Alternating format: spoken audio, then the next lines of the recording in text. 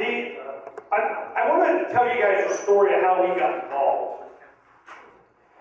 It was 2009. It was right after we were heavily involved in the Ron Paul revolution. A lot of the people here, libertarians, that got involved in that. The Ron Paul revolution logo that you saw up there, I'm the one that created that. So I got to be, really close with a lot of these young people that were heavily involved in freedom and activism, becoming aware of what their rights were, and that government really wasn't the answer. Freedom's the answer. What's the question?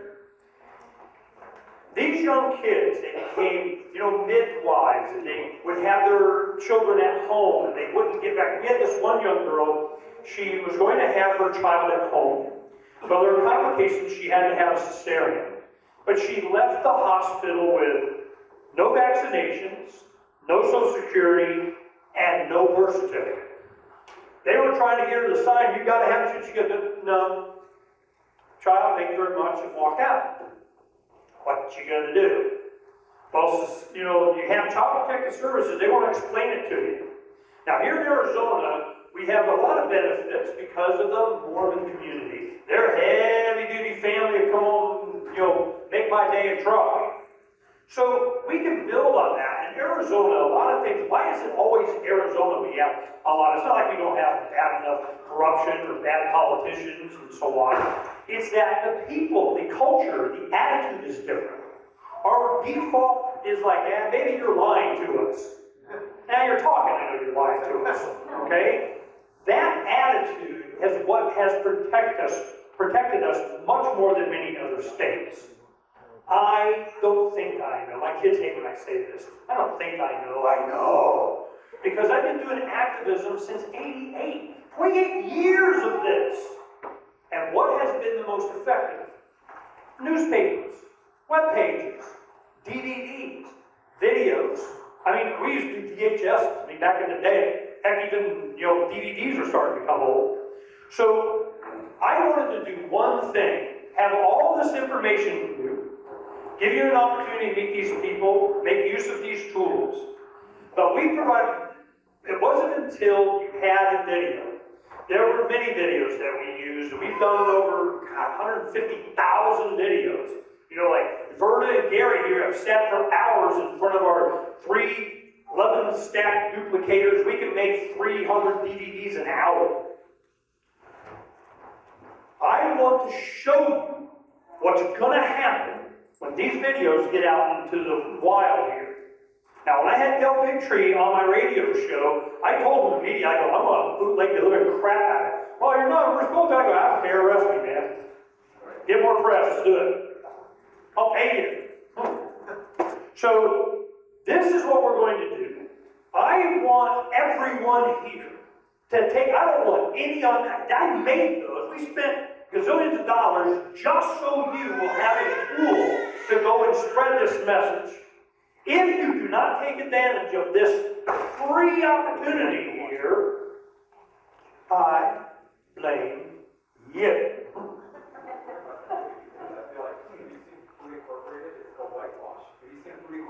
Yeah, I went to that movie angry. I was like, this movie's just trying to say, you're continue to do the thing you're doing, but let us go, just go out and buy it somewhere else.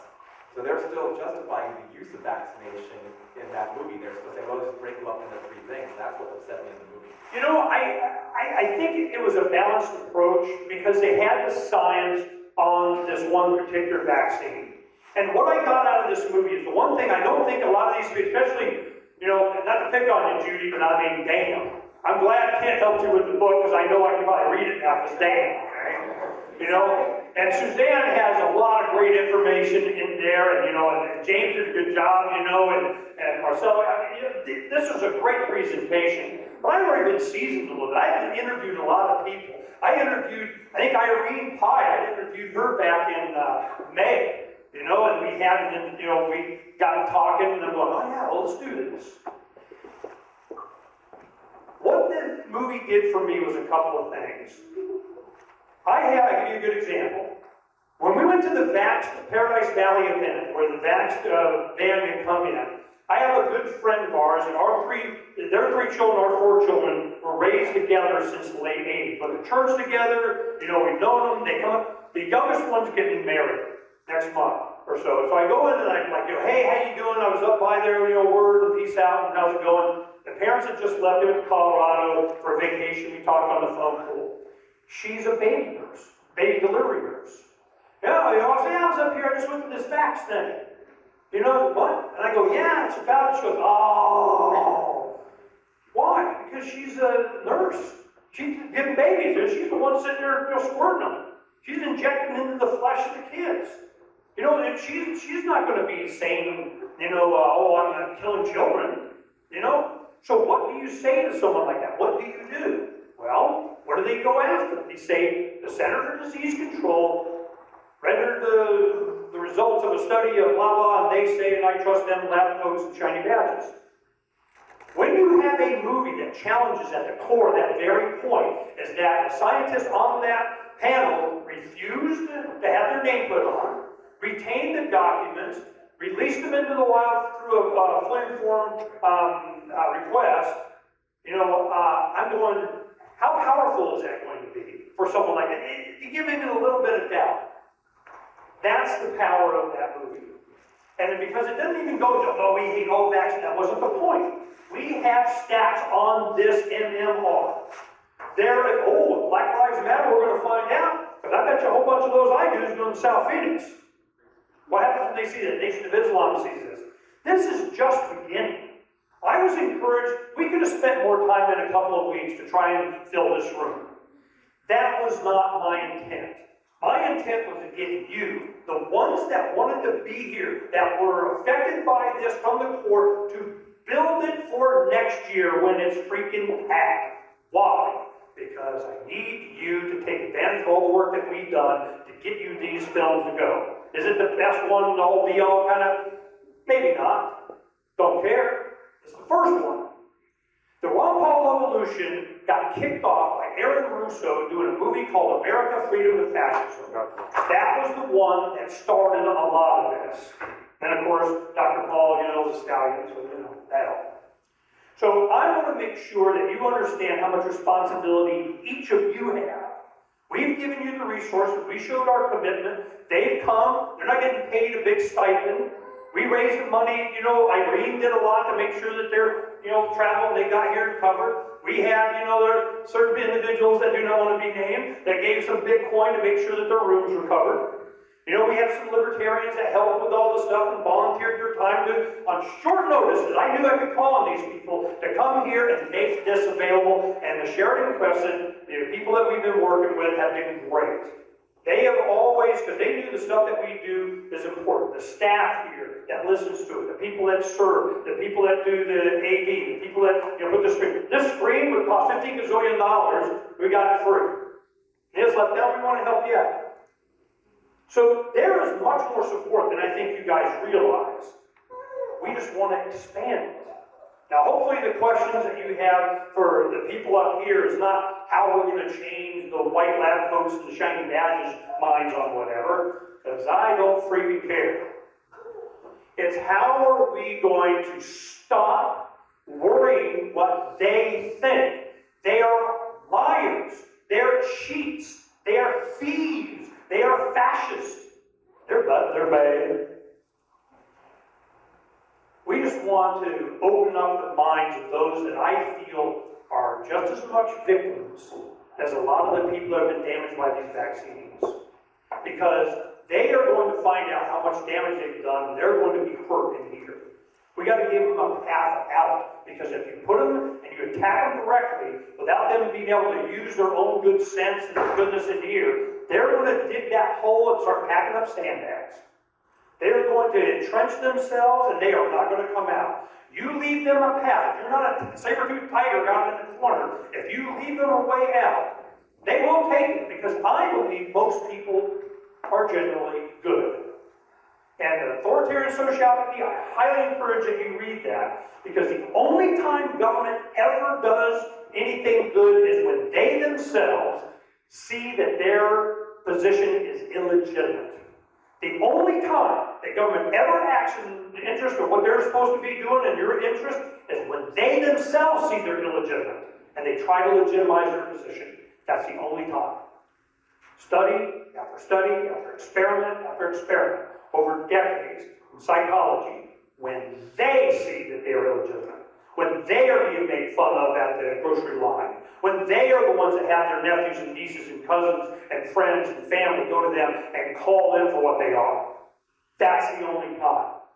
So ridicule, satire, and I want to help. And Ernie, if I want to comment on one point, is I think that the importance of the movie Vaxxed is that it shows the CDC to be a bunch of liars and a bunch of criminals on the MMR in an airtight, open and shut case.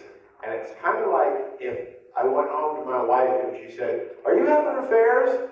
And Get ready. "No." And she said, "Well, there's this woman and here's this video and here's this." "Oh, well, maybe that one. I'm sorry, marriage is over," you know? And if we can nail them on this, I mean, it's just like, you go to them and say, "I'm sorry, you decided it was okay to destroy a generation of children, especially black boys, and isolated autism. This is sick. This is crimes against humanity. I'm sorry, we nailed them on this. Their name is mud for the next 50 years. Okay, we'll go ahead and start off with a question. I want to go ahead. Can I follow up just real quickly on what Kent was just saying? Okay, just a before moment. you go to the next step. Just a moment. What we'll go ahead and do, while we wait and let them go ahead and go across, and then we'll go ahead and start going to questions. Check your finger. Go ahead and Ken has spoken. We'll go ahead and give you and the other three of you, and then we'll go to questions. If you guys are opening, go ahead. Okay, I just wanted to follow up on what Kent was saying about, it is kind of like the being on the stand. You know, the witness has perjured themselves. And there's one instance, you catch them in a lie, and then it's like, oh well, we only did it that one time. But the thing about the study, the 2004 DiStefano study, if you go to PubMed and you look at that study, it is referenced in 91 other studies, and it has been used in an entire body of research. It was used directly as evidence against the 5,000 autism cases in the omnibus proceedings. It's not just about that one study. There's also the same authors were involved, some of the same authors, and William Thompson was one of them, in a Price et al. Study in 2010, which looked at thimerosal. And when you look at what they did with the selection criteria for the children whose data was included in that study, they started out with more than 600 children with autism. By the time they whittled them down to the ones they were going to accept in the final analysis, they had 49 children. And then they compared 49 children with regressive autism to more than 600 control children. So you talk about the power of the study being lost when you have unequal ends, unequal groups of children in the analysis. There was no way they were going to find statistical significance. This is not about one study. It's about a pattern, a repetitive pattern of abuse and scientific fraud in an entire body of research in the Vaccine Safety Division at the CDC. We don't need just William Thompson subpoenaed. We need all of them subpoenaed, and the entire system, the entire program needs to be shut down and taken out of that building.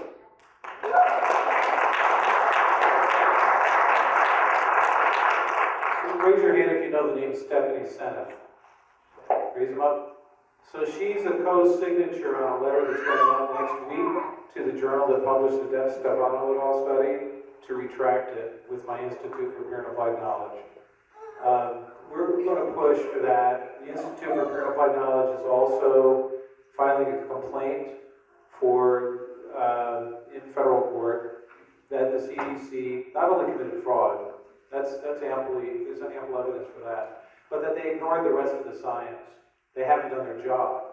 And so I did want to quickly address and put a word of caution into your mind. When the system switches and when it changes and when we win and the truth is told, every doctor is going to know. Every pediatrician is going to know. Every scientist is going to know. And so, I'm an example of what happens when a scientist is given the truth, comes to the truth, discovers the truth. You don't want to alienate scientists. You don't. You want us on your side. Make it a mission in your community to find one medical doctor, surround them with love, surround them with care, buy them Kent's book, buy them Suzanne's book. Seriously, you get one strong local voice with a white coat and a shiny badge, co-act the people within the system, but you don't need them all. There's not that many people that are in charge of the CDC. There's just a handful of these people. Colleen Boyle and Frank DiStefano, they got together for the first time over Agent Orange. They were the authors on the paper that showed that Agent Orange was fine for our troops, didn't cause any problem. So they're the head of the snake. You don't have to throw the baby out with the bathwater. There's a lot of good people in medicine, a lot of good people in traditional medicine, and so-called tradition. I'm flipping the terminology, but. And there's a lot of people who I work with in medicine who are there for the right reasons. They show up every day. They're there for the patients.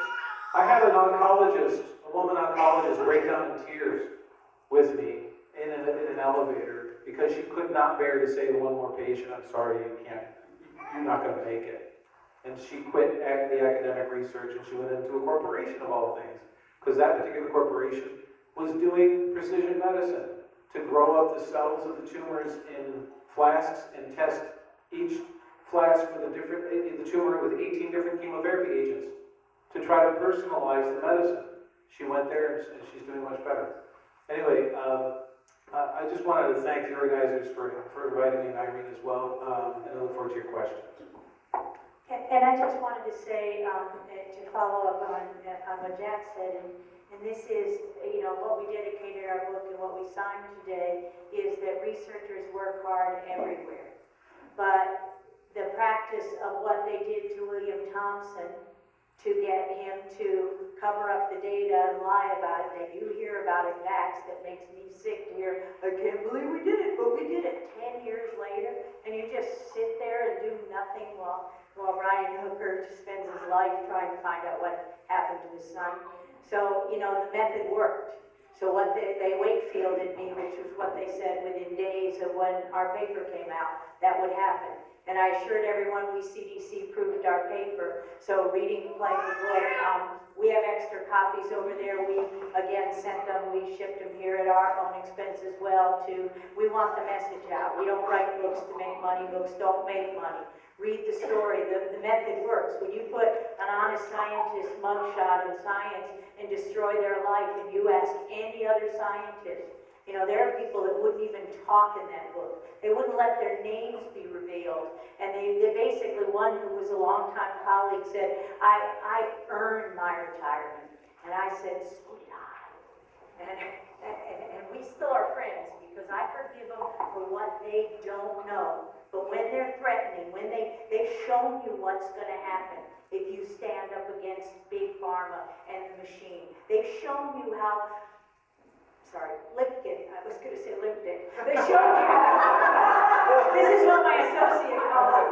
They showed you how Lipkin and Hornig with the WH, they showed you how they got $32 million within weeks of that fraudulent study. They showed exactly how they took the right patients out of the study, exactly what they did in Vaxxed, exactly. They threatened every other author on that paper and paid them off. And only Frank Rossetti and I stood there and said, we won't throw out the data.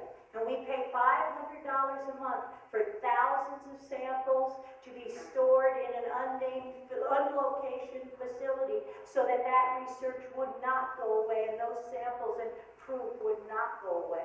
So we've got to tell our scientists, we're going to support you. We're not going to believe what we read in the newspaper and they call you things like Mr. Wakefield. I'm not Mrs. Mikovits, I'm Mrs. Nolde. I'm Dr. Mikovits. And every single thing demeans you and tries to take away.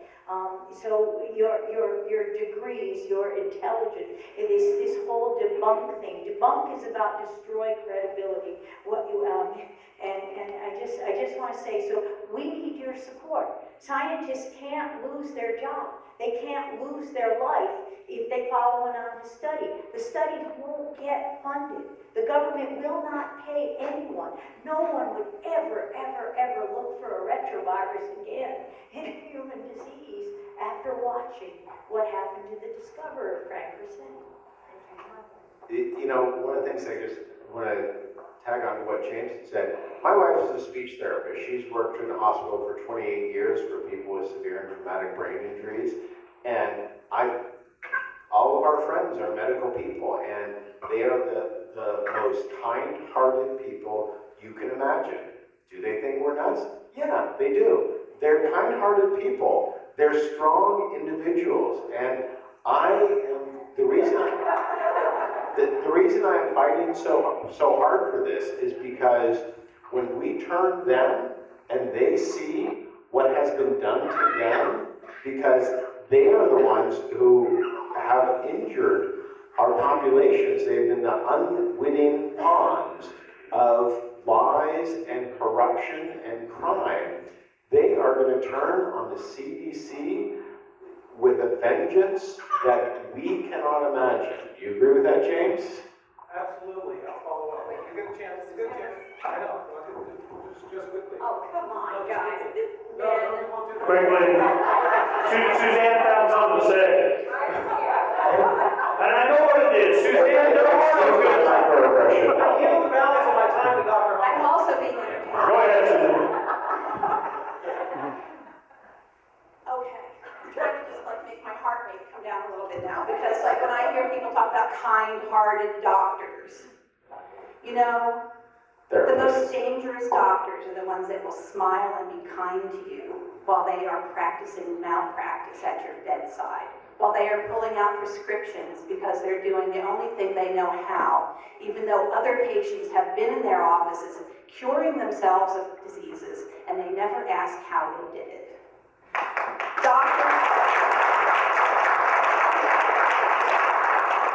Doctors have heard me speak. I used to speak on the wards. I used to show the information. They would smile at me, and I don't know what they said behind my back, but not one of them stood next to me. And believe me, I was not a crackpot running around saying wild things.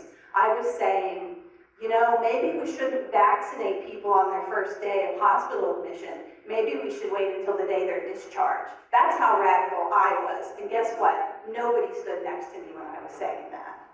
So I've actually given up on trying to talk to doctors or convert doctors. I mean, I consider them the walking dead, and that's why my new book is called Rising from the Dead. Because if anybody really wants to start helping families, helping children, bringing children into the world a normal way, they have to get away from that dead practice of conventional medicine that's corporate owned, and the paranoia and the fear that these doctors are practicing under. I'm used to working with a bunch of cowards who are unwilling to look at healthy people and ask why they're healthy. All they're willing to do is use their skills in order to hunt down disease and find conventional treatments for them. People are out there curing themselves holistically. They're out there curing themselves of cancer. They're out there curing themselves of diabetes. Ketogenic diets work. You talk about a ketogenic diet to a conventional doctor, and they'll say, that's bad for your kidneys. In that voice that you have. So, I'm sorry, doctors have to prove themselves to me. I don't just assume that they're kind-hearted anymore just because they're saying nice things, because that's the skin. They're kind-skinned, they're not kind-hearted. They're cowards, and they are unthinking people that are not practicing good medicine.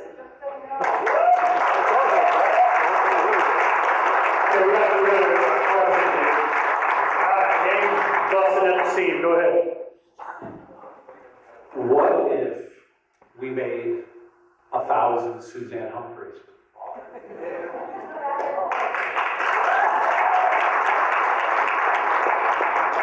That's what I'm talking about. So you want to rise them from the dead. I think we agree vehemently. That's what I said. If we bring the truth to doctors, there's 50 states, 50 doctors. They might be some license, but what are they going to do? They're going to try to make a living doing something else, like healing people. So I think we agree. You know, the one thing I want to inject here is that I'll tell you how you bring the truth. It's when wallet. It's when you start going to Suzanne's site. It's when you start eating right. It's when you start raising your children right. It's when you start advocating for the truth. That has a financial impact on me because it's all about, you know, now you found out that you got to have a certain level to get the percentage, to get the bonus, so I get your child's brain doesn't matter to me as much as it does the boat I want to buy. You know, wallet voting is going to have a big impact when we abandon the system, when we start getting away from it and taking care of ourselves. That has a financial impact. They understand that. Ed. I got it. Thank you so much for coming here and giving us competent information we won't get anywhere else. I'm so glad that I've heard everything I've heard. You guys are the perfect people to ask this question. Okay, I'm a local area activist, and I'm a recovering alcoholic. I've been drinking over 30 years, and I'll tell you, rigorous honesty is a baseline of what's helped me to recover and become a real person again. Okay, and you guys give us the real, honest truth. This is great. Simplicity and simple questions are the best, okay? I'm born in 58, first child. My parents gave me all of that, everything I was supposed to have all the way along. Why is it I had the measles and the chickenpox and had mumps 3 times on the left side, twice on the right? I was vaccinated. Anybody? You I know that it's Marcella going, man, wasn't that in your talk? you got the childhood diseases and you developed a very strong immunity just like I did. I was born in 1958 too, and I have a t-shirt and on the front said, I'm not vaccinated, I'm immune. No, I was vaccinated for the measles, but I got the measles. Because they don't work. It doesn't work. Merck is actually in court, being sued in federal court right now for the MMR vaccine that we currently have, which was not the one that you would have gotten as a child, but not the same formulation, but it's the same strain of mumps, exactly. It's there are multiple different strains of mumps, and some of the mumps vaccines that are in use have had comparatively, when you look at the WHO, as Horace Morady talks about the World Health Organization, because in whose paper on mumps, and they compare the efficacy of the vaccines, the efficacy ranges from 0 for the Urabi strain of mumps to 80-something%, and they claim that the strain that is in the mumps vaccine that we use in the United States is in somewhere around 80 to 88%, but actually in the studies that I have seen, it's claimed to be as low as 62%, and it doesn't last. And it's not going to impart any immunity to a certain percentage of the population, so you get.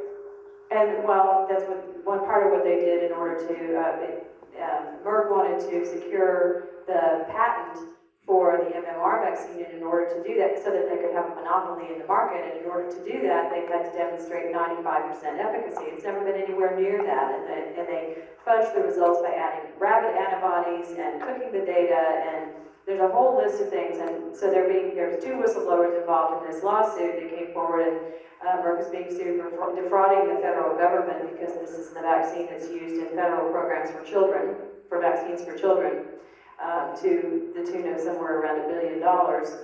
And so there's a whole list of stuff, and Merck came forward and said, well, we want this case dismissed. There's no merit. The judge looked at the claims and said, oh no, it's going forward. There's plenty of merit here. So you got the vaccine that was probably close to worthless, didn't work. You got the mumps anyway, and you have the benefits of it. You know, I want to know, when they had the Nuremberg trials for this vaccine goes, who goes to the gallows? Who's responsible? Who do they get? Who's at fault? Who's guilty? Anybody? Nobody is guilty. There is a fund which is set up, that has money that they get money from. So I got Nuremberg court and vaccine court. Finish the answer to this question, but this is a Gregory Poland answer, and it's a very well-established fact that between 2 and 10% of people who receive their 2 doses of measles vaccine will be non-responders, primary failure it's called. So you probably are one of those people who had primary vaccine failure. What Marcy's talking about is secondary vaccine failure, which is also a big problem. As opposed to if you'd had the disease naturally, normally, there would be no failure. So who's guilty? Rear Admiral Shusha testified to Congress that there was no valid science in the world that showed that vaccines could cause autism. I think she's guilty. Colleen Boyle testified to Congress and said that they hadn't done a vaccinated versus unvaccinated study. And she also implied that there was no evidence of the link. I think she's guilty. Frank DiStefano took out the result, went to the IOM, misled the scientific community by removing the result from that study. I think he's guilty. I think we have charges that can be filed against these individuals one way, shape, or form. I'm not going to show all my cards, but there are definitely guilty parties. Sounds like a title of a book. I got another one. Guilty. Dr. Andrew Kroger, who was the CDC vaccine educator that I listened to, lie to more than 200 future doctors, nurses, and other healthcare professionals at the University of Southern Indiana, who stood up there and lied about the science and lied about the double-blind placebo-controlled studies in vaccines and lied about how many are given at the same time. I think he's guilty. Ian Lipkin, Maggie Hornan, who did the so-called validation studies, Tony Fauci, and Harold Barmas of the NCI, the whole NCI, who knew there were retroviruses contaminating these vaccines, and they caused those diseases in animals. They're guilty.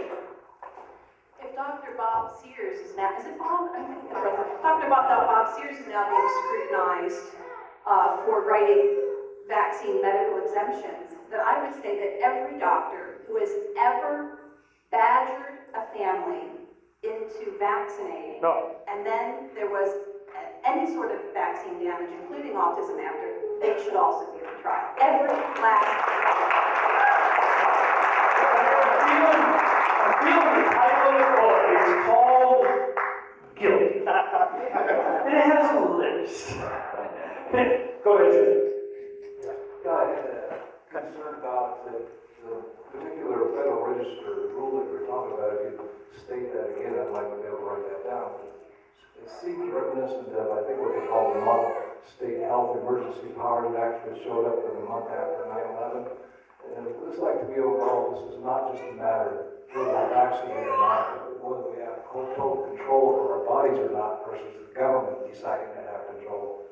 Is this just a continuation of essentially a step-by-step tyranny?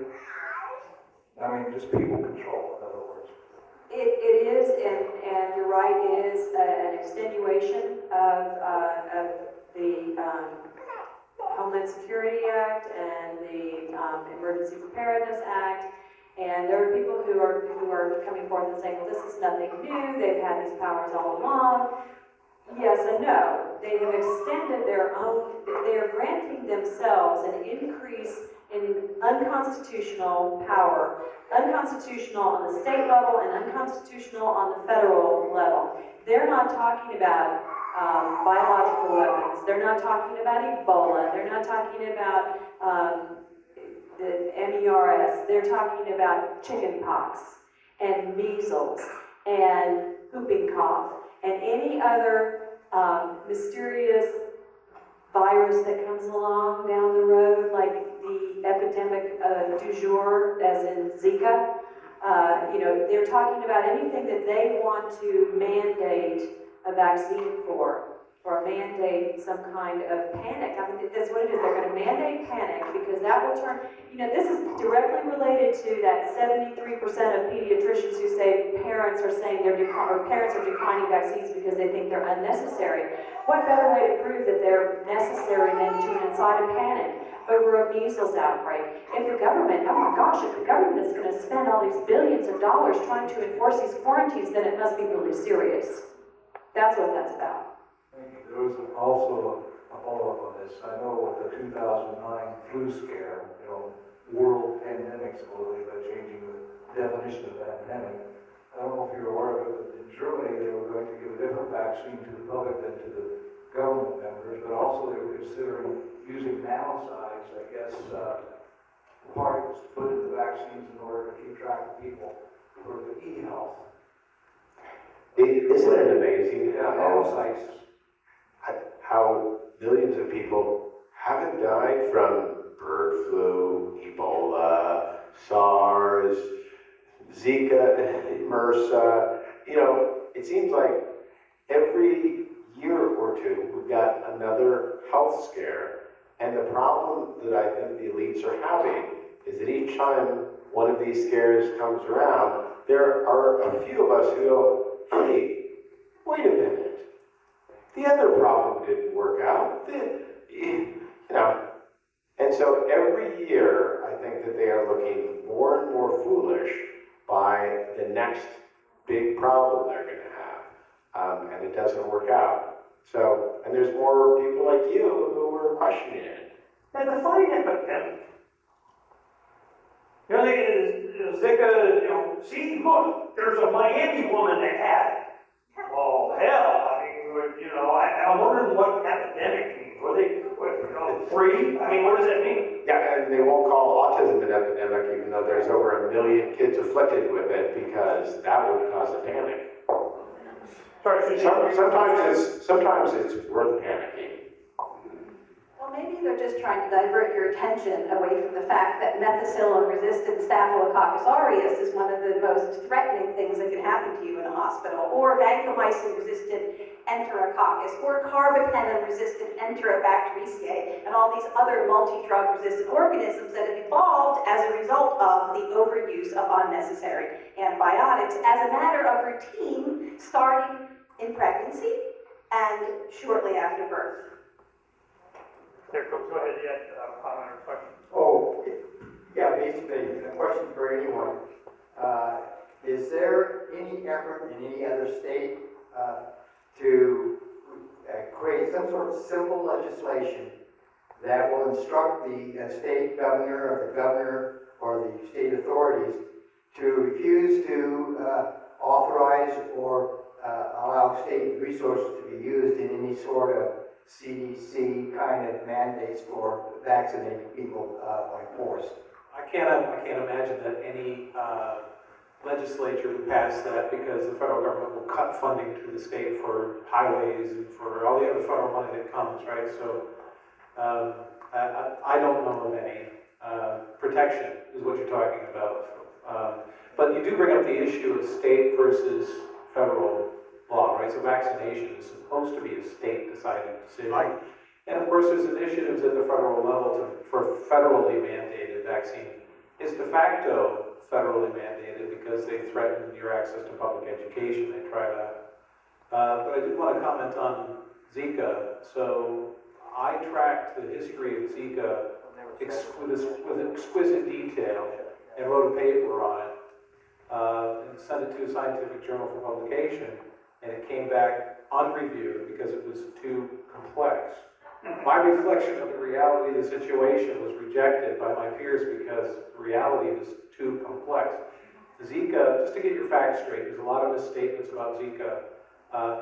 Zika came out of Africa from a green velvet monkey. It was isolated as part of a screen for dangerous vaccines that might hurt humanity.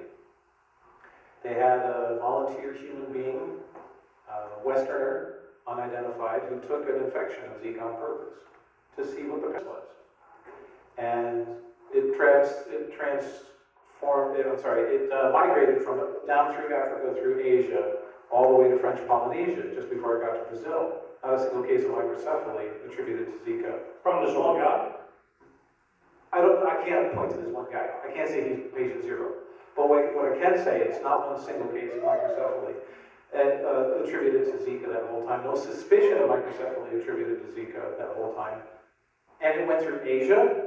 Okay, so we did a molecular analysis of the proteins, and we found mutations that were unique to Brazil. It's plausible that there might be something different, right, in Brazil. But then all of the rest of the South American countries that got it, like Suriname and Colombia, I called medical centers in those countries, and we had a guy go down there, no microcephaly outside of Brazil locally. Now it's all the way in. When you track those cases, that case that you cited, there's one in California, I think, of a woman who gave birth to a microcephalic baby.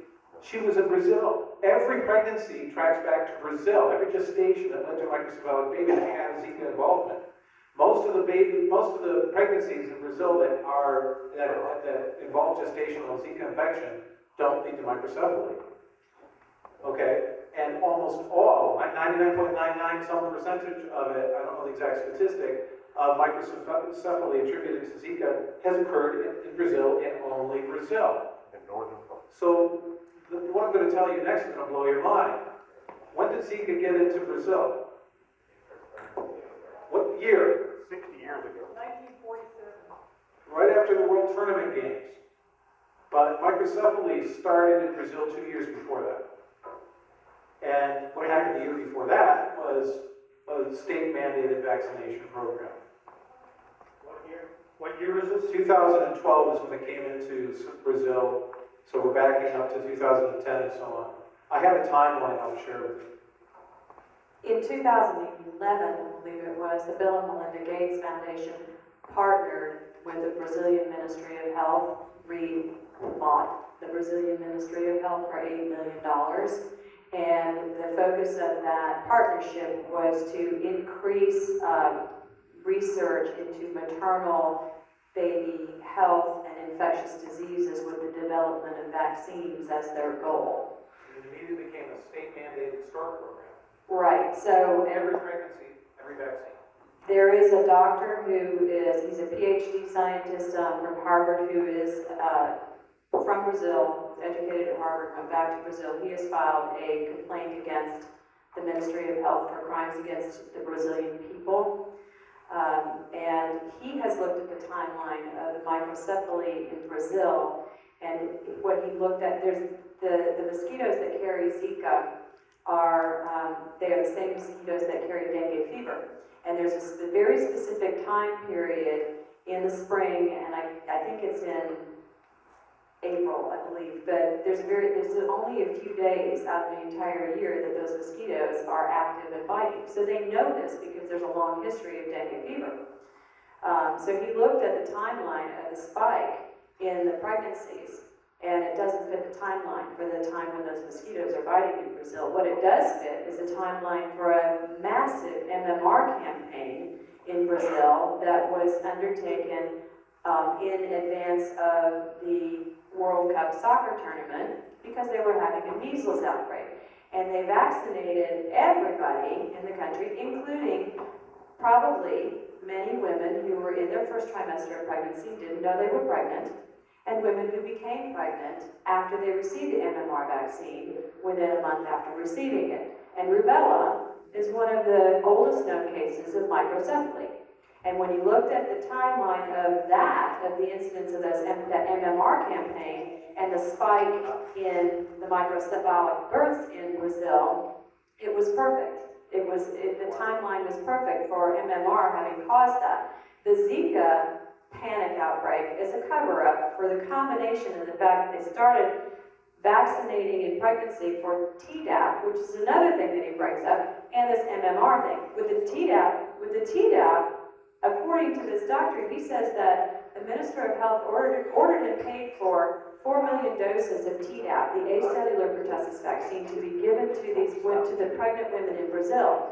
Mysteriously, there was a shortage and there's a paper trail. They paid for them, they ordered them from GlaxoSmithKline, and that Tdap vaccine suddenly became unavailable. So they had to use whole cell pertussis vaccines in place in pregnant women.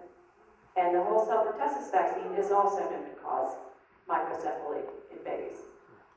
I can't believe that story is not on top of Freedom's Phoenix States, and I blame you. So, It's too complex. this. Sorry, it's too complex. No. I'll I got a all long weekend. series, I wrote a series of, it's on Facebook notes, Yeah, I'll put it anywhere else, I'll take so, it. yeah, so I'll get you that information. When you get that to me, this is what we do. You know, I do that, put it top, oh, get some. So this is the kind of information that, these kind of things that just is in the headline news. Sick, oh my God. Oh, it coincides with this vaccination program. This is stuff that I love this stuff. So make sure we get that, please.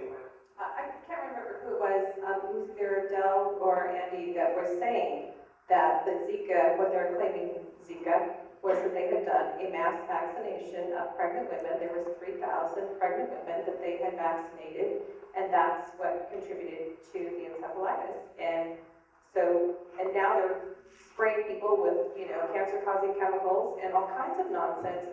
It's kind of like, it keeps feeding itself. They keep making people sicker. Well, we're going to give them something else so that they don't get sick, and that makes them sicker. And people keep thinking, oh yeah, well, they're doing this because they care about us. It's like, really? All you have to do is follow the money trail, and you can see who's benefiting, because it's not the people. We're trying to put us 6 feet under. They don't need us alive. It is a very effective program to declare an imminent emergency, take action, and then when the emergency doesn't happen, to claim you stopped it.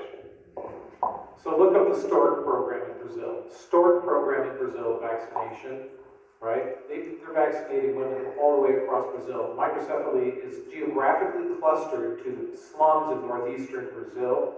And I interviewed a doctor there who's in charge of bringing the pertussis program. And he said that they vaccinate just the poor with pulse cell pertussis because they can't afford the acellular pertussis. We abandoned pulse cell pertussis in North America because of brain damage during pregnancies. So they're replicating that experiment down there. They're not learning from what we know. And when we have that level of scale of damage that they'll just grab it and make a headline of it. You mentioned spraying. Let me tell you about the Cornell study, a medical researcher. He's published it. There's a correlation in upstate New York of the amount of pesticides sprayed to control mosquitoes with, guess what? Autism. So, and just to follow up on that, the outrage can come from you. As Ernie said, you know, you're watching, I can hardly turn on the TV because of the big bad wolf and everybody scared me to death. But anyway, you're watching a guy in a full suit and a mask running through Miami because they found one mosquito, putting every kind of human being and child and pregnant woman at risk as they spray this stuff at will into your food, into your air, into around the apartment building. Be a discerning TV watchers and complain. Call the news, call them on it. Say, you're kidding me, right? You think we're stupid? We're not stupid. I got a question. I got to make this comment. In my activism, what I found to be the most effective is you have such an overwhelming, the parents got a lot of evidence. Good thing. I go on and on. Matter of fact, I do 15 hours a week on my radio show. On and on and on. When you find one great, awesome data point to where the person that hears this on the show goes to the water cooler and they're the smartest guy at work on this one thing, and it's the overlapping of the Zika and the vaccine. I get to say, you know, Bill and Melinda Gates, that's just a bonus, okay? So this is, I'm going to have some fun. Ooh, man. One great data point when you have such an enormous amount of press on this, and the fact that you talk about anything else while that's going on, you know, I think it's a mistake, in my opinion. Okay. Hold on. Well, all right, just a change of topic here a bit. I'm converted. I've read your books, and I love them, and I love the show here today, this presentation. But I'm down here from Prescott, where I live with, and have friends. My friends are these, I don't know, regular establishment professional people, and for me to suggest to them, and I've done this, that the CDC might be, or C, and I combine it with the you say, a bunch of liars and a bunch of criminals, elicits, I don't know, just incredible disbelief. I mean, there's a crowd, we're all on your side, I am too. But there's this other category of people up there. They just respond to that like I don't know, alien abduction and all the rest, you know. Your general statement? So I'm looking for something to say to them when I go back that might make them just for a second think that the CDC might be the most corrupt agency of government. My response to that is very short. And this is exactly what I told the gentleman that was sitting next to me yesterday evening on the airplane. So let me get this straight. Do you trust the government on everything? No. Or just when it comes to what's being injected into your children? And what I do is I play a little, hey, I got this documentary, it's supposed to be about corruption. You want to sit, I know you know, because the funny thing is a lot of people who consider themselves sophisticated consider, like, oh, corruption happens all the time. Just say, hey, I heard this is kind of an interesting film. You want, why don't we just pop it in and see what it's like? Yeah, don't even give me the song and dance style, what's going on. Just one thing I don't want to be too chastising. I want to make this one point. The Freedom Summit, when we first started, the About page that we had, and it went in 2001 was our first summit, 3 weeks after 9/11. Well, we knew it was coming. You know, they already had Patriot Act on the shelf collecting dust. They just dusted it off, and here it comes. There is no central plan for freedom. Everyone does what they can or want to do. If they want to write books, if they want to speak, they want to do what they want, you want to do what you want, at least you're doing something. What I would do when I advocate, that is not to chastise anyone for anybody that got off their ass and actually started doing something. So I encourage you to do. So I'm not saying, you know, I just wanted to give you a little zinger because I need that Zika thing. That was awesome. You know, I want to play with that. So it's not the linear efforts. There is no central plan for freedom. So I want to encourage you with that. Thanks. So much great stuff here today. Just a quick question from a slightly different angle. I followed the measles hysteria, the Disneyland thing, because I was just mind-boggled by the hysteria over it.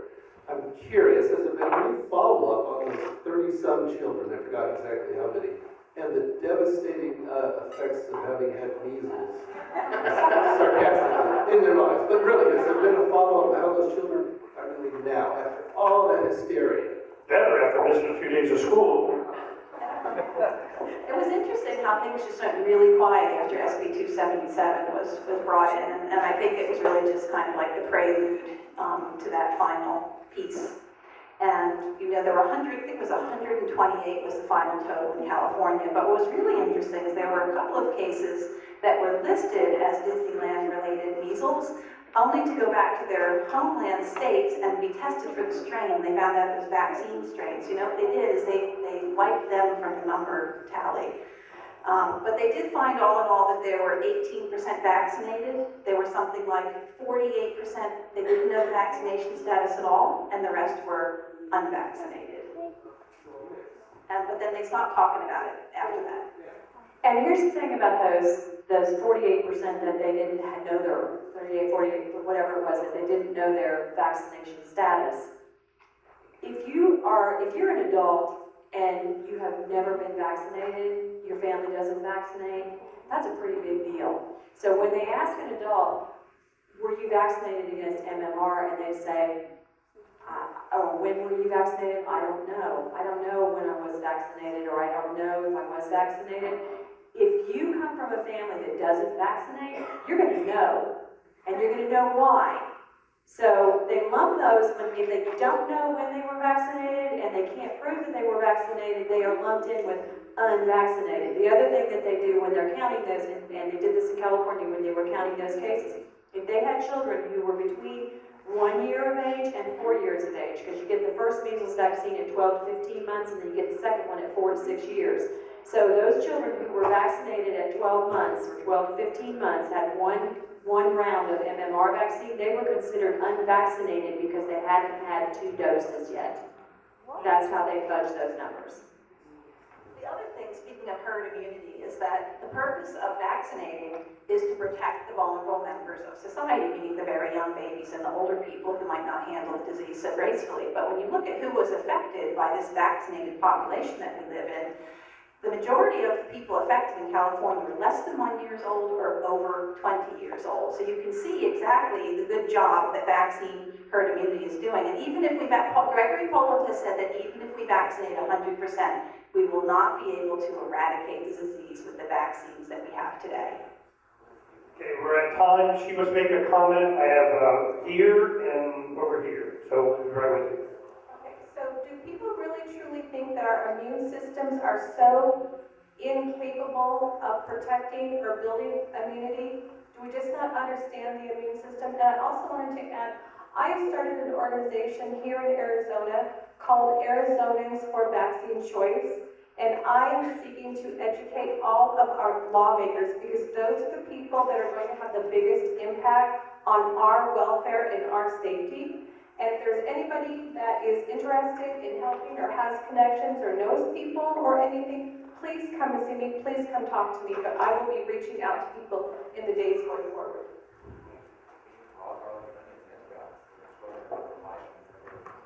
I want to plug really quickly while you're walking. I want to plug also the CDC Truth Rally, CDC Rally for Truth, Transparency, and Freedom. We're going to have the 3rd go-round. We're going to be protesting outside the CDC on October 14th, and from 7 a.m. to 2 p.m. in Atlanta. And then on Saturday, October 15th, we're going to have an educational summit. You can find out the details at cdctruth.info. About how to fight this. I often feel defeated because our politicians are bought and paid for. Doctors bought and paid for, everyone, it's about money, this and this. What are our best efforts? I've been fighting this all my life. I'm 31, never had 1 vaccine, so I was raised on this stuff, and I've carried it on with my kids. But I get so frustrated because everyone thinks I'm a nut. They always have because of the things I say. But where's my best effort? When I know my politicians bought off, when I know everything, what's the best thing we can do? If they're looking at, how do I stop CDC from doing this? How do I stop martial law when it comes to that and force vaccinations? What's my best effort? What, in your opinion? I think that's a question all of us have asked ourselves over and over again. On any given day, I'm working on 2 or 3 different initiatives. I work with a group called Pennsylvanians for Informed Consent. They've decided not to just focus on vaccines. And I testified gave public comment to the Allegheny County Board of Health over an HPV mandate, and we defeated it.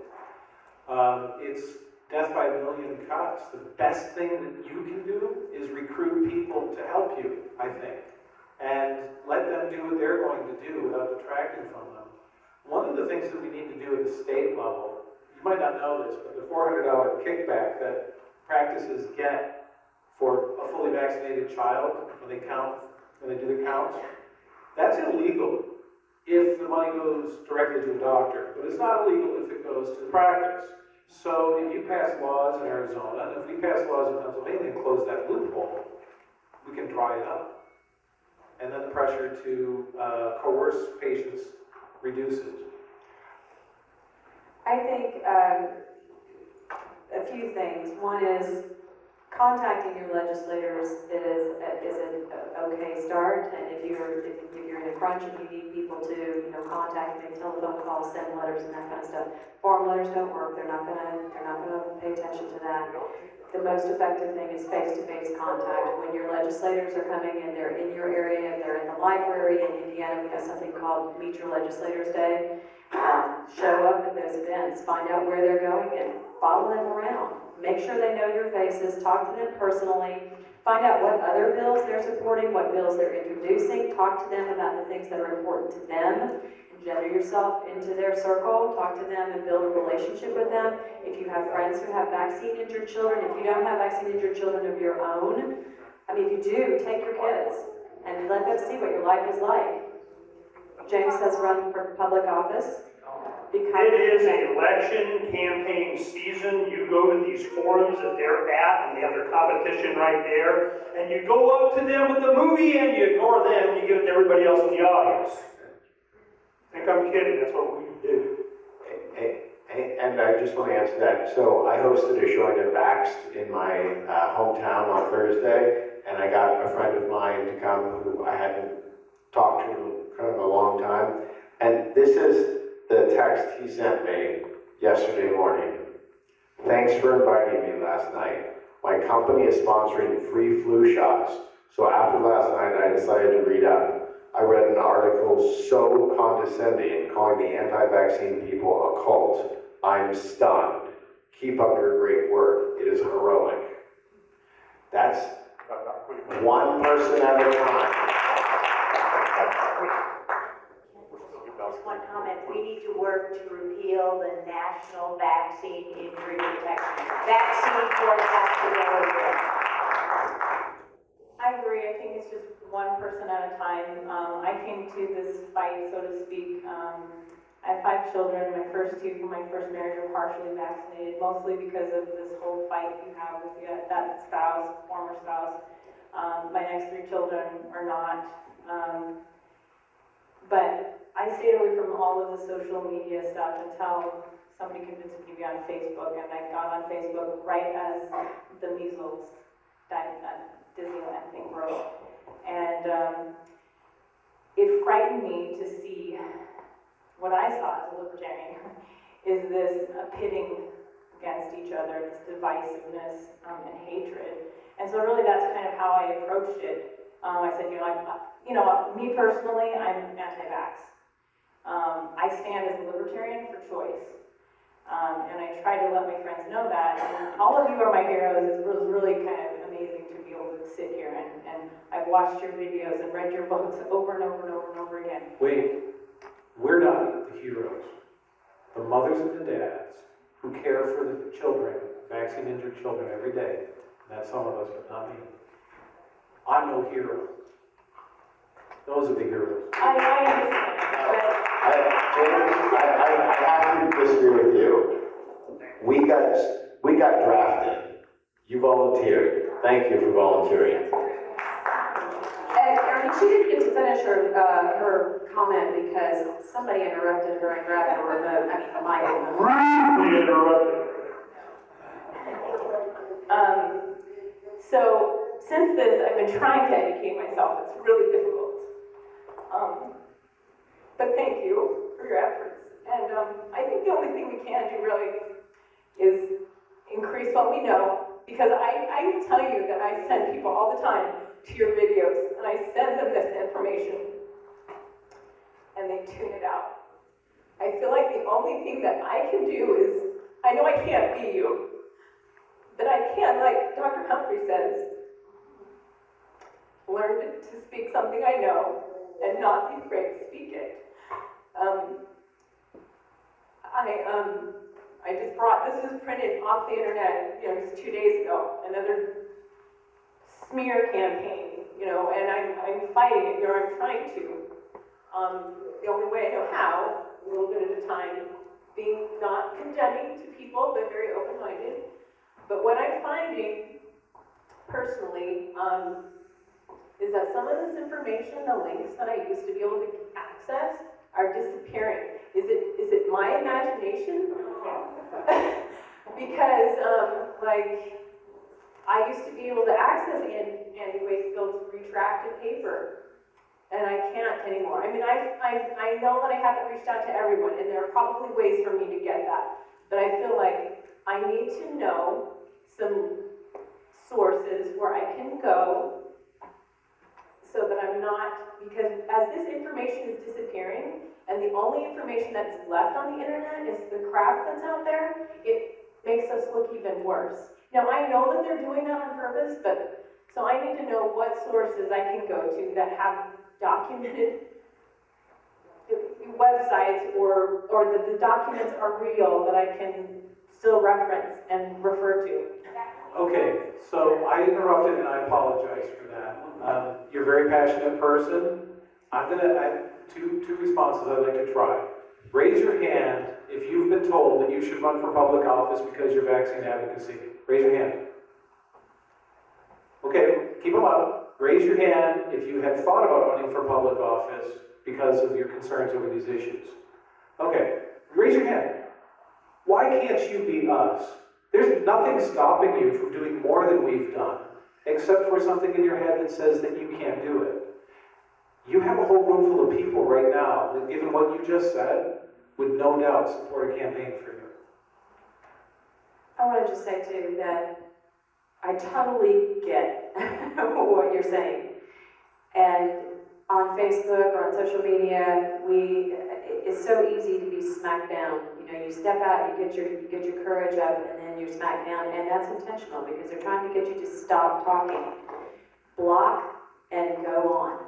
And always remember that it's kind of like you know what the cocktail party effect is? It's a psychological term. The cocktail party is when you're at a cocktail party and there's a whole lot of conversations going on, and you hear your name spoken, and you kind of tune out to, like I'm talking to James and I hear something over here that may be more interesting, so I'm looking at James, but I'm tuning out and I'm listening to what's going on over here.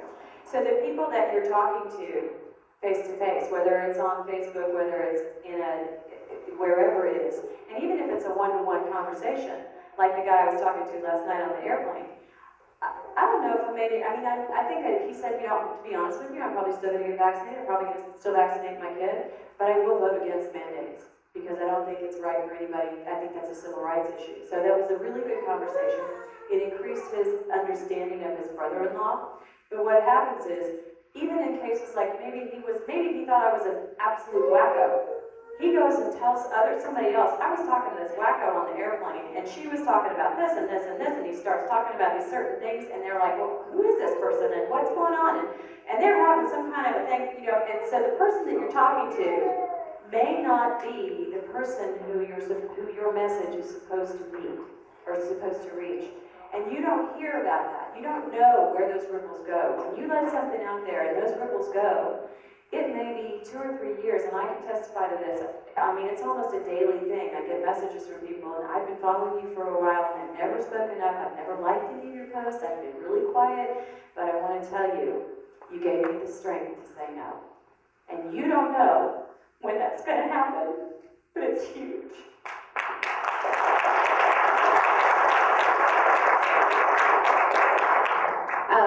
My name is Christina Hildebrand, and I'm from A Voice for Choice. We're very active in California, not so active here because you don't have the issues we have there. I would say 3 things are the things that I would, you know, what we tell our people in California and people nationwide who ask. One of them is we have to get the message out. The more people you can talk to, we just don't have the masses behind this movement yet. We're in what I call the hard enough days. We're in the very early days where it's kind of like, oh yeah, there's weird people over there that don't vaccinate. They have nothing to do with me. We're going to go through, as we educate people and as we get the masses over talking about vaccinations, we'll go through a period of pro-vaccination, and that kind of is happening. Those people will then, the unfortunate thing is that I believe vaccine injury is what's going to be the tipping point.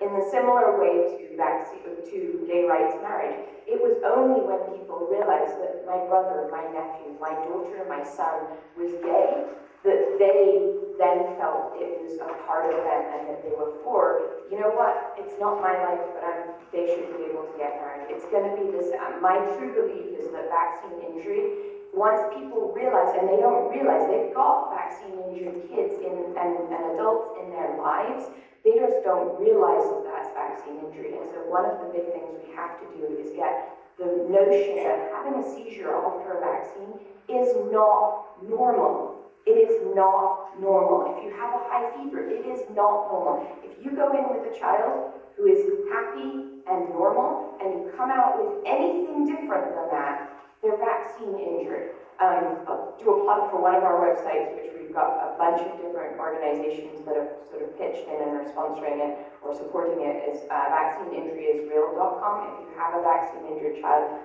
please go put your story in there. And then the other piece on legislatures, which we've done a huge effort. I was up in Sacramento every Monday through Wednesday last year. You need to know your legislators. You need to know them personally. They need to, my senator, we had a coffee morning on Thursday morning. I didn't say a word. He knew I was there, and he was like, "Hi, Christina." He knew exactly why I was there without me speaking a word. I spoke a word at the end of it, like I was thinking, because he knows that I'm always going to bring it up in the end if no one else speaks about it. But having that relationship, and we're in an election year, so find out who's running in your district. Make friends with both of them. Make friends with all of them, because you don't know who's going to be elected, and you want to be friends. You want to already know them before they get into office. So that's my pitch. Okay, I was gonna say. To answer Charity's thing, I guess that we are more powerful than we really know, and person-to-person interaction every single day, you meet people, new people. I'm a waitress, I talk to people, I can't do it at work, but when I go to the grocery store, I have my kids with me, wherever I'm at, I have vaccine awareness cards, they're available online, free download, take them with you everywhere you go, just hand them out. You can just ask a question, are vaccines safe? Here you go. When you ask a question, it's better than a statement, because you're putting it on them to answer it, and then they question it themselves. I was a teen mom. I was 16 when I had my daughter. So I feel even luckier that I was able to say no to vaccines. And I've been the mom in the ER when you take your kid for something. You're in the ER, and I've had one nurse say, good for you, when I told her we don't vaccinate. But most of the time, you have to feel that, you have to be the parent that you feel like, the doctor doesn't like me right now, but I'm out of the office, we're vaccine free still, I've been kicked out of a pediatrician's office who said, after 2 years of seeing him, he was the greatest, smile face, like you said, the nice guy. He said the same thing every time we were in the office. You have a genius and a scholar, an athlete and a scholar. He would always, are they beating these milestones? But when you have a healthy child, you bring him into the doctor. They almost look at you like, well, why are you here? Because if you're going to say no to vaccines, fine, but he kicked us out of the office. If you're not going to start vaccinating, we can't see you anymore. Is that legal? I mean... What you should do is what parents are doing all over the country is if they start coercing you, pick up your child and leave immediately. Don't say a word, just exit. I piggyback with that too, as far as being a lone ranger. And when I heard about this, I wanted to be here for over 20 years because I didn't vaccinate my son.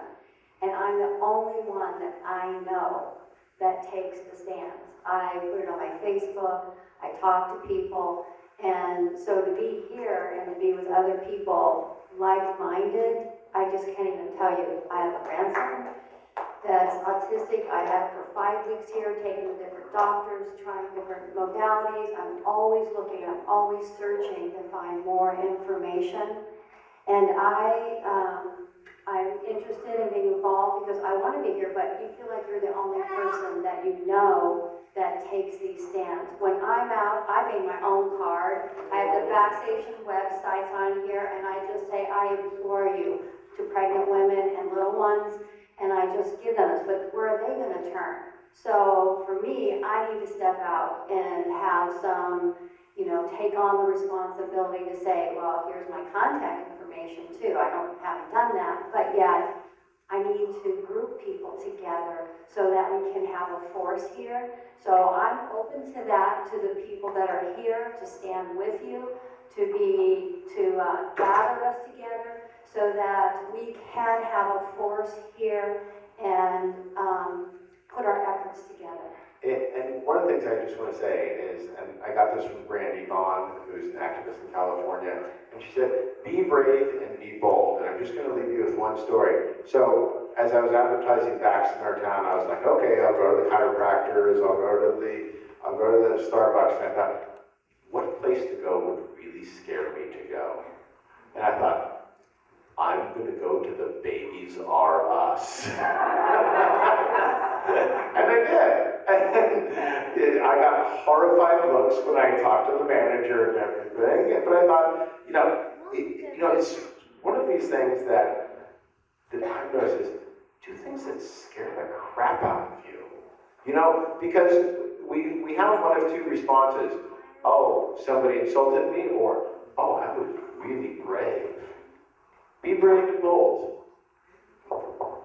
So I just want to say, first of all, thank you all for showing up.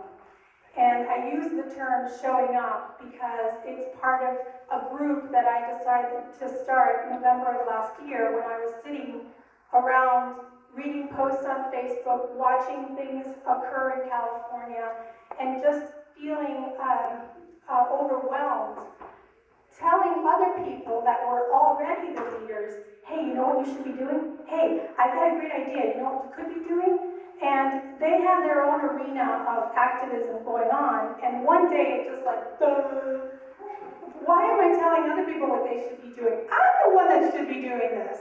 So I reached out to all those leaders, and right now I have 90 captains across the United States, and started weekly conference calls coaching them on how to trigger humanity in our legislators by showing up. Just show up. It doesn't matter that they're bought. It doesn't matter that, you know, they're not going to buy into your story. It doesn't matter that in the end they're not going to change their mind. What matters is that you showed up and potentially you have engaged somebody with a new story.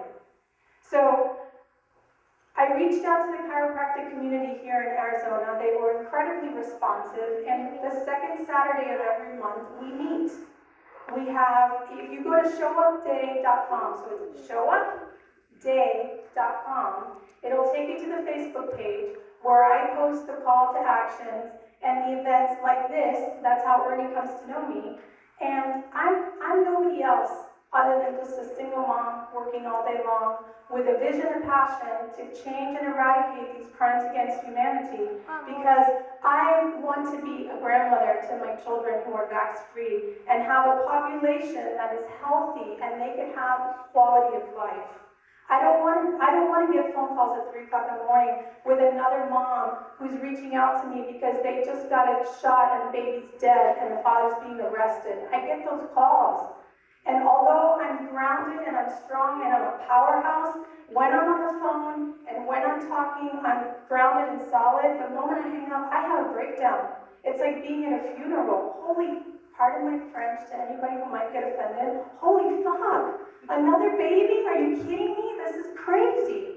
So I decided I was going to be the change.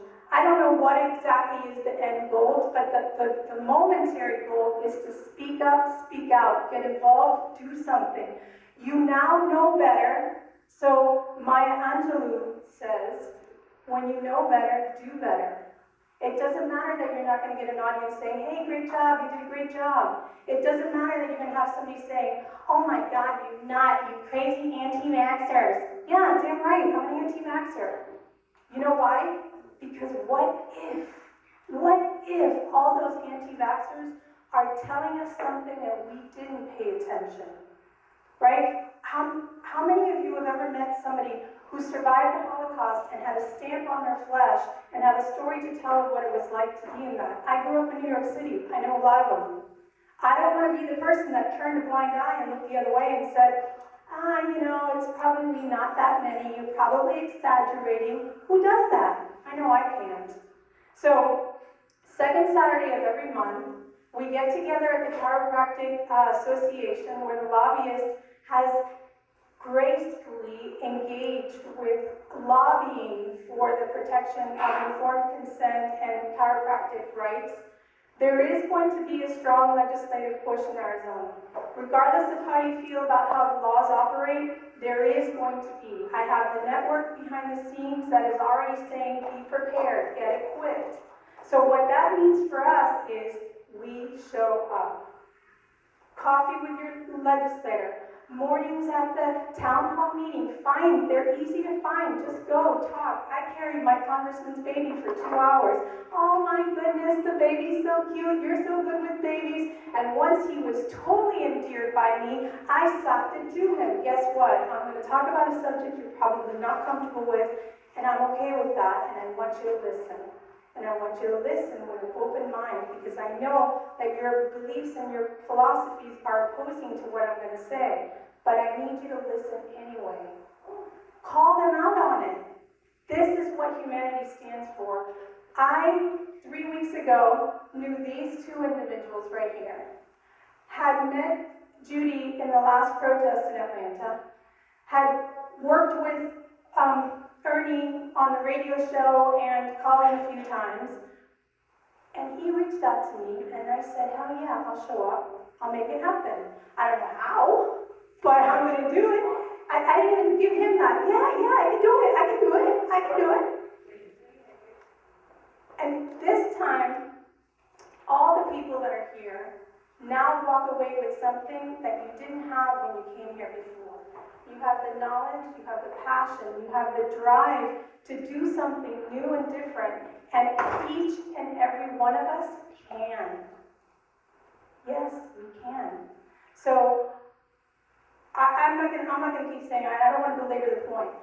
I am enamored in life by the possibility, right? When we live in the possibility, anything can happen. Yes, we could be corrupted into thinking and cynical into believing, but what does that give us? Nothing, right? If we allow ourselves to be engaged with the possibility of something new, we're engaging with that at its higher place, and we contributed to that shift. Whether we do it Ernie's way, or we do it my way, or we do it your way, it doesn't matter. Like James said, it's not going to tree with a million cuts. Each one of us is one of those cuts. So commit to it, find a way to. It doesn't matter who you speak to. It doesn't have to be a legislator. It could be your church. It could be a teacher. I just had the documents at the school that my kids are going to public school for the first time. I saw the information, and I'm talking longer than I was planning to, but I really want to get this out. The registration package says, in bold letters, Arizona law requires immunization records. Please have them available to the nurse. End of story. How many of you know what the Arizona law for immunization records for schools are? Does anybody know what the law is? Okay, so the law is you are required to prove immunization to the school or have an exemption that does not have to be the state-issued form. All that's required is for you to write a letter saying, I don't want it. I did the research, I don't want it. It doesn't even have to be an eloquent letter. So I went to the school administrator and I said, you know what, you're an institution of teaching. My high schoolers probably know more than you. This is quoting a law that is inaccurate.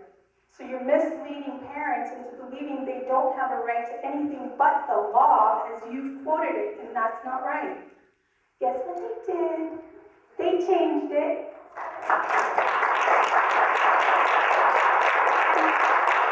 Right now I'm being testy, and I'm a New Yorker. I've got my mannerisms. When I go speak to the school, I go in like, hey, you know what I noticed? Because I want to appreciate myself with these people. I want the outcome I want. I don't want to be combative.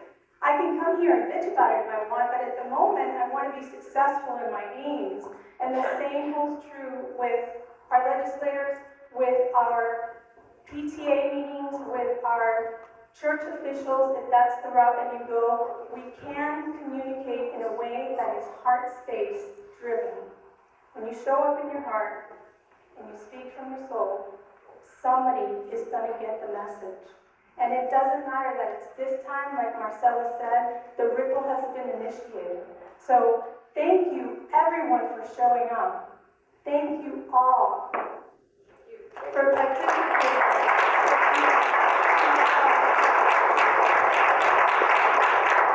I want to encourage you not to go for Thanksgiving dinner and get kicked out by your family. The best way to do that, I've encouraged young people and activists where they just get the passion like you have your office like this. I'm not going to try to convince you.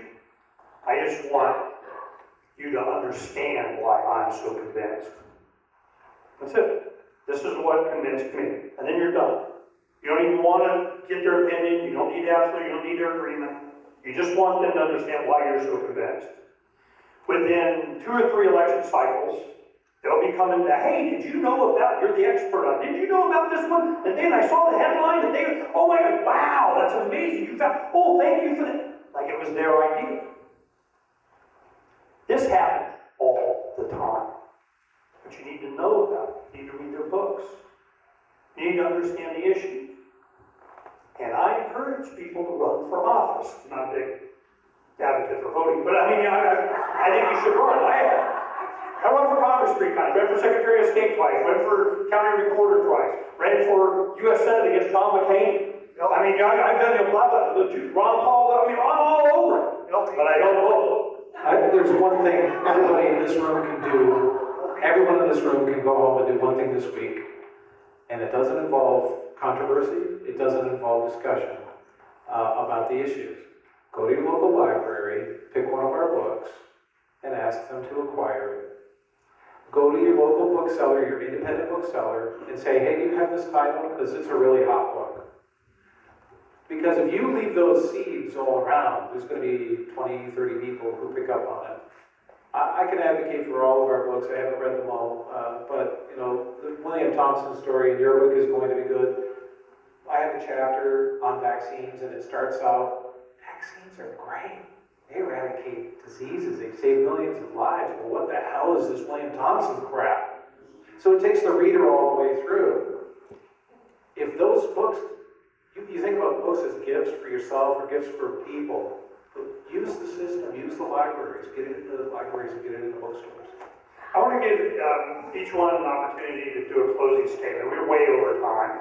And this evening at 6:30, it's in room 628. It's a presidential suite. It has a balcony over it. We're just going to party.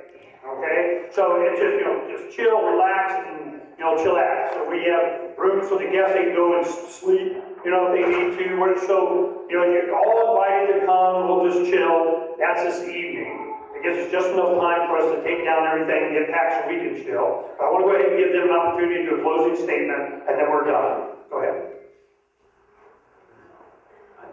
That was not my closing statement. You know me better.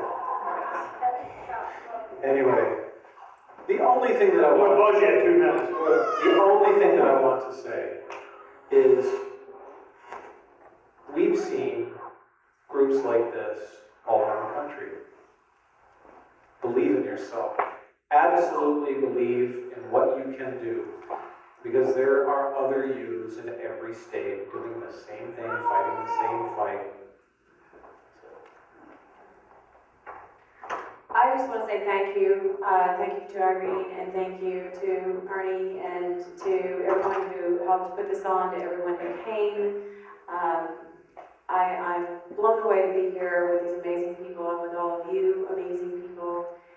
We are going to win. We are already winning. If we weren't winning, they wouldn't be pushing back as hard as they are. And so keep on doing what you're doing, and one corner at a time, one conversation at a time. Yes, and I think that, I never spend too much time trying to convert the unconvertible. And I don't care if it's my family or my friends. They're not my family or my friends anymore if they don't want to hear what I have to say. They don't want to hear the results of my years of research. So if people don't want to know the facts that you have, move on. Move on to find out who your friends really are. Find out who your, they might come back later and thank you for planting that seed, even though they won't listen to you then. But don't let them belittle you. Don't let them humiliate you. Don't let them put self-doubt into you, because you know what you know. Keep moving. And I just want to reiterate thanks to Ernie and Freedom's Phoenix and Donna and Irene for putting this on really short notice. And I'm just honored to be here. Please take a copy of Flag and take it to your library, take it to your congressman, take it to your senator, just give it to your doctors. You don't have to buy it to give it away. So thank you all for being here. Thank you for showing up and participating, and we appreciate it tremendously. Thanks so much. Margaret Mead once said, never doubt that a small group of thoughtful, committed people can change the world. I've been at a number of these things. I see this group of thoughtful and committed people. We can change the world. We can turn this around. We can not only tell the truth, we can make this a better world. Thank you for making this a success. Please, if I see any more